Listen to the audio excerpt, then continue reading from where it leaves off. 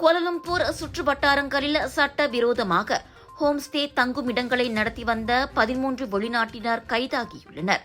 அவர்களில் ஒரு பெண் உட்பட 10 பேர் வங்காளதேசிகள், ஒருவர் இந்தோனேசிய ஆடவர், தலா ஒருவர் இந்தியா, பிலிப்பைன்ஸ் நாடுகளைச் சேர்ந்தவர்களாவர். 2 வாரங்கள் உளவு பார்த்து செவ்வாய்க்கிழமையன்று ஜலான் இப்போ மற்றும் ஜலான் சுல்தான் இஸ்மாயில் சாலைகளில் குடிநுழைவுத்துறை மேற்கொண்ட சோதனையில் அவர்கள் கைதாகினர். உள்ளூர் வணிக தலங்களை வாடகைக்கு எடுத்து இணைய முன்பதிவு வாயிலாக அவற்றை ஹோம்ஸ்டேயாக அந்த கும்பல் நடத்தி வந்துள்ளது.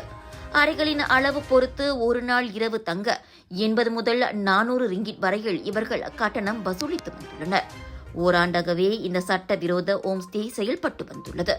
வாடகை ஒப்பந்த பத்திரங்கள், வங்காளதேச, இந்திய மற்றும் இந்தோனேசிய கடப்பிதழ்கள், 49 அறை நுழைவு அட்டைகள், மடிக்கணினி, கைபேசிகள், வருகையாளர் பதிவு, 74,000 ரிங்கிட், $2,160 ஆகியவையும் பறிமுதல் செய்யப்பட்டன. 13 பேரும் மேல் விசாரணைக்காக புத்ராஜயா குடிநுழைவு தலைமையகம் கொண்டு செல்லப்பட்டனர். டாக்டர் அப்பாராவ் சன்னாசையின் த ரப்பர் எஸ்டேட் பாய், பால்வெட்டியின் மகன், பல்கலைக்கழக விரிவுரையாளரான சுயசரிதை.